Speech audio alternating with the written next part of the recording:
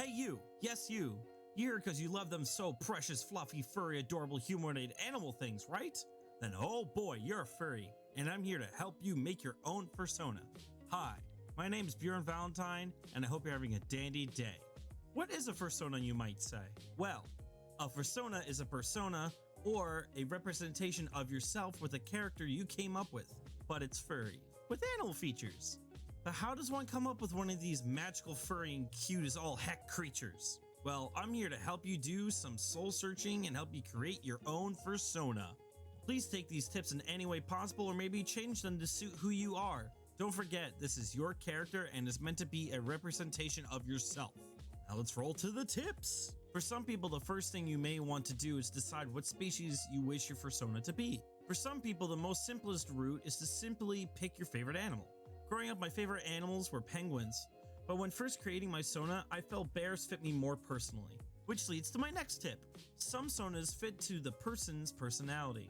For me, a bear aspect made sense due to the fact I sleep a lot, and I have body hair and hair likeness to a bear. To be fair, my nickname before I was a furry was Bjorn, which means bear in Nordic, by the way, so I simply thought it was fitting. But for some people, with the personality of being scared or timid, maybe it could be a rabbit. Or for someone who's hyper and a ball of energy, maybe it could be a border collie. Like I said, sometimes picking an animal that best suits your personality may be best.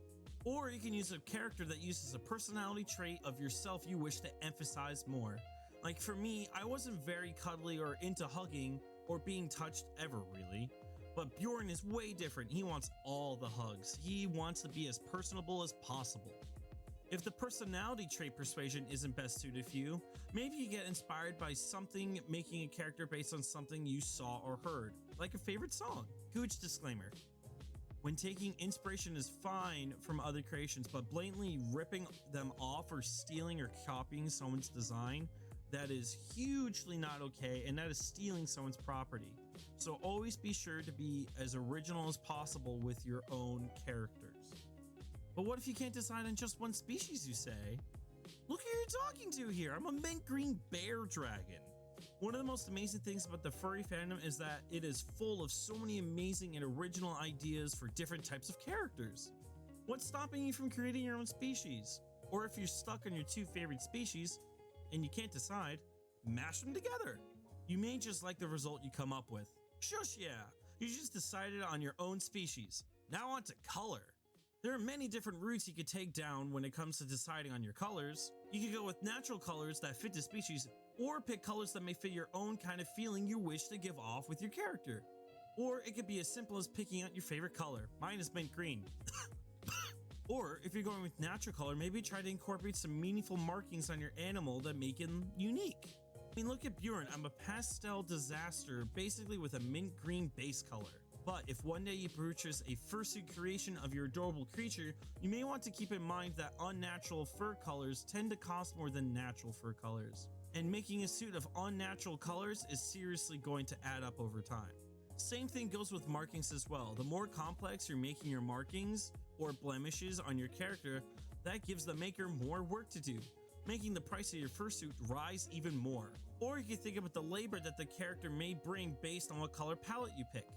For example, Bjorn is filled with very bright and vibrant colors, so a fursuit version of Bjorn will probably require to be cleaned very often. Obviously, suit-wise, white fur can be a nightmare, while darker toned furs may cause to be less maintenance to bear. If you seriously can't decide on how to create your first OC or your Fursona, you can always adopt one. By adopting, I mean there are so many artists out there that create Fursonas just for people to purchase them and make them their own. There's so many different websites you can use. There's DeviantArt, Twitter, and Fur Affinity.